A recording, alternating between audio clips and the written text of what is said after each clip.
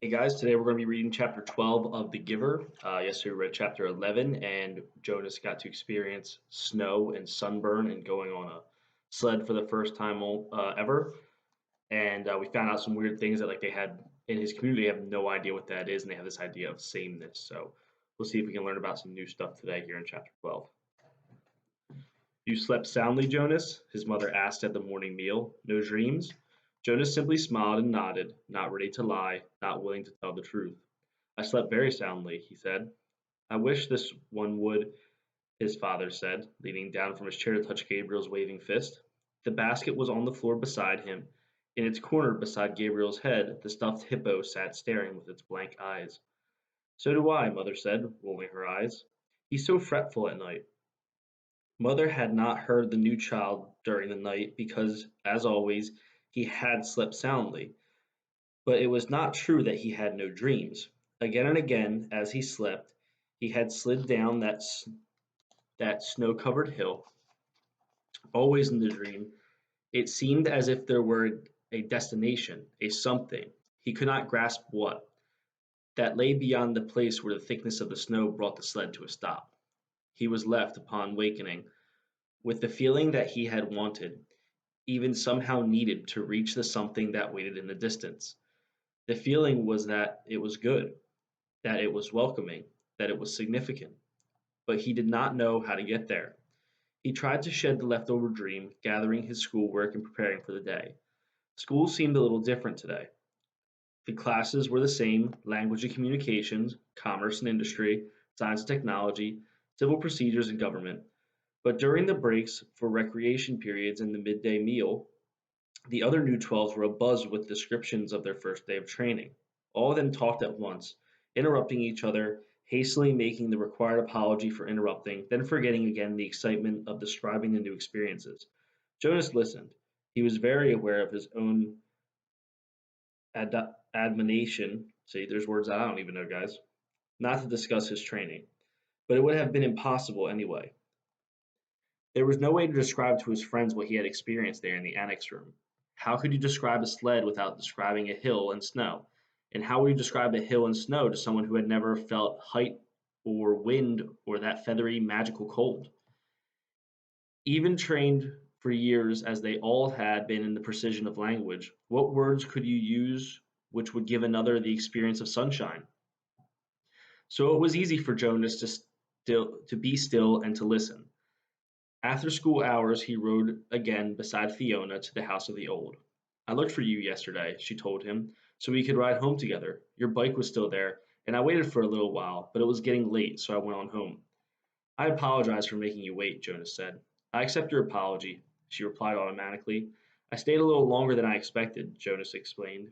She pedaled forward silently, and he knew that she expected him to tell her why. She expected him to describe the first day of training, but to ask would have fallen into the category of rudeness.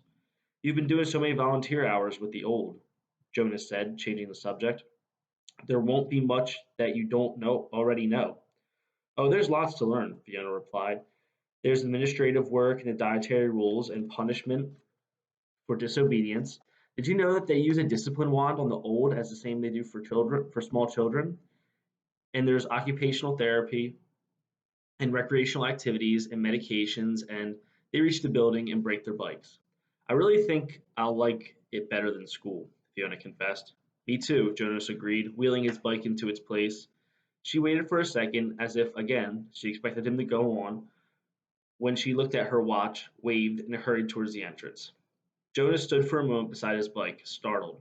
It had happened again, the thing he thought of now as seeing beyond. This time it had been Fiona who had undergone the fleeting, indescribable change. As he looked up and toward her, going through the door, it happened. She changed. Actually, Jonas thought, trying to recreate it in his mind, it wasn't Fiona in her entirety. It seemed to just be her hair, and just for that flickering instant. He ran through his mind. He ran through it in his mind. It was clearly beginning to happen more often. First the apple a few weeks before. The next time had been the faces in the in, in the audience at the auditorium just 2 days ago. Now, today, Fiona's hair. Frowning, Jonas walked toward the annex. I will ask the giver, he decided. The old man looked up, smiling, when Jonas entered the room. He was already seated beside the bed, and he seemed to be more energetic today, slightly renewed and glad to see Jonas. Welcome, he said. We must get started. You're 1 minute late. I apologize, Jonas began and then stopped, flustered, remembering there were not to be no apologies. He removed his tunic and went to the bed. I'm 1 minute late because something happened, he explained, and I'd like to ask you about it if you don't mind. You may ask me anything. Jonas tried to sort it out in his mind so that he could explain it clearly. I think it's what you call seeing beyond, he said. The giver nodded. Describe it, he said. Jonas told him the experience with the apple, then the moment on the stage when he had looked out and seen the same phenomenon in the faces in the crowd. Then today, just now, outside, it happened to my best friend with my friend Fiona. She herself didn't change exactly, but something about her changed for a second. Her hair looked different, but not in its shape, not in its length. I can't quite. Jonas paused, frustrated by his inability to grasp and describe exactly what had occurred. Finally, he simply said, It changed. I don't know how or why. That's why I was 1 minute late, he concluded, and looked questioningly at the giver. To his surprise, the old man asked him a question which seemed unrelated to seeing beyond. When I gave you the memory yesterday, the first one, the ride on the sled, did you look around? Jonas nodded. Yes, he said. But the stuff, I mean the snow in the air, made it hard to see anything. Did you look at the sled? Jonas thought back. No, I only felt it under me. I dreamed of it last night too, but I don't remember seeing the sled in my dream either, just feeling it. The giver seemed to be thinking.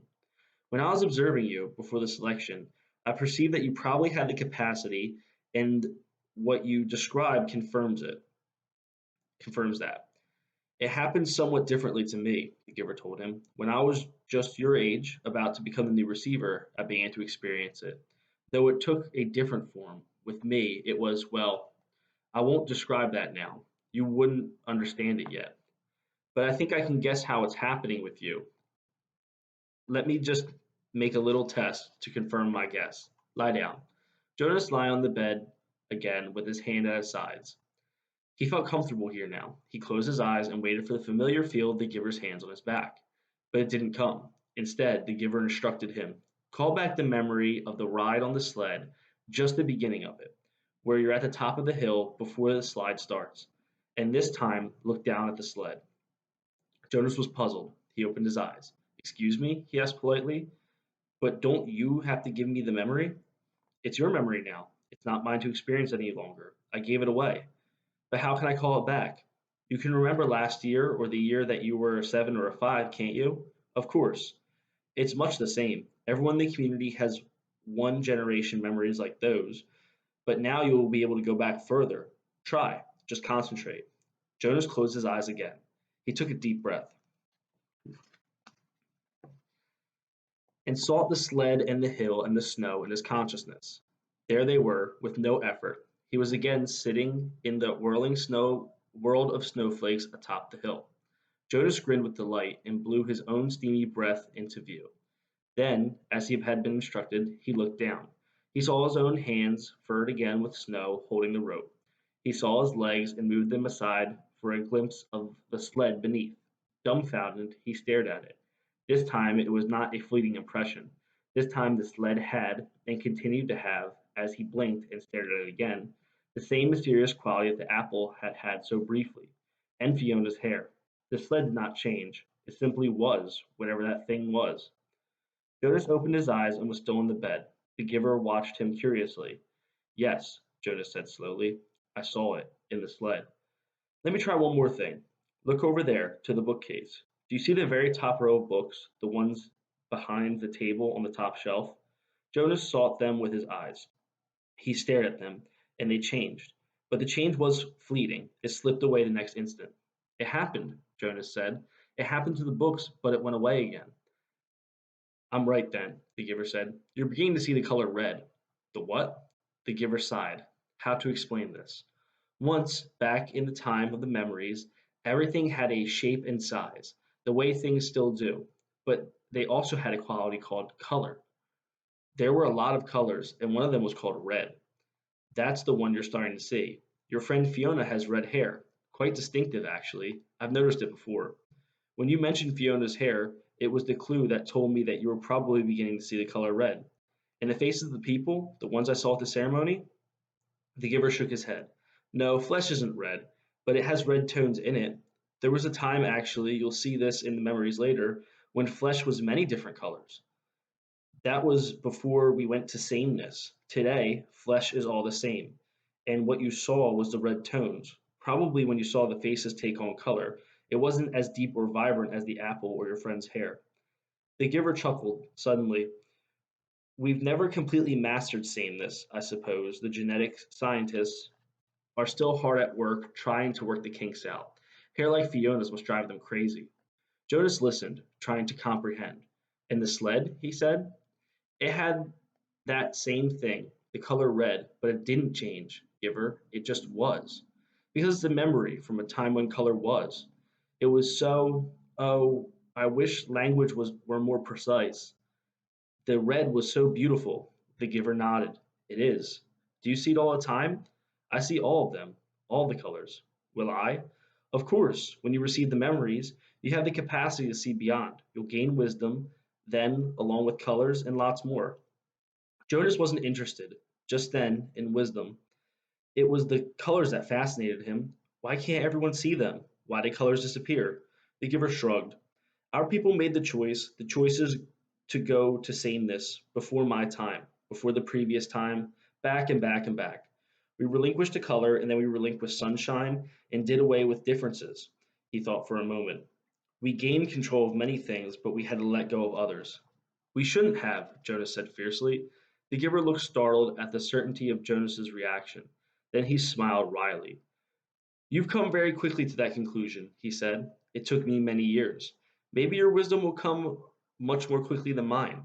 He glanced at the wall clock. Lie back down now. We have so much to do. Giver, Jonas asked as he arranged himself again on the bed. How did it happen to you when you were becoming the receiver? You said that the seeing beyond happened to you, but not in the same way. The hands came to his back. Another day, the giver said gently. I'll tell you another day. Now we must work, and I've thought of a way to help you with the concept of color. Close your eyes and be still now. I'm going to give you the memory of a rainbow. All right. So that's chapter 12.